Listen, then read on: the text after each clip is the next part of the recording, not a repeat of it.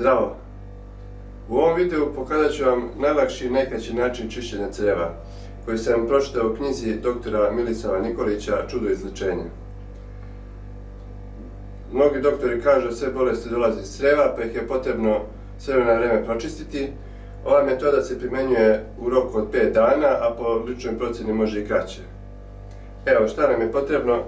Potrebno nam je 1 litar mlake vode, 1 isceđeni limun, da se tu doda, i 1 supera kašika soli, a po mogućstvu morske soli, ovo je morska sol.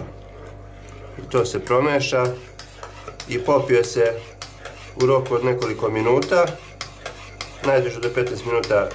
I sad, znači, iz nekoliko puta se ovo pije, znači prave se malo pauze.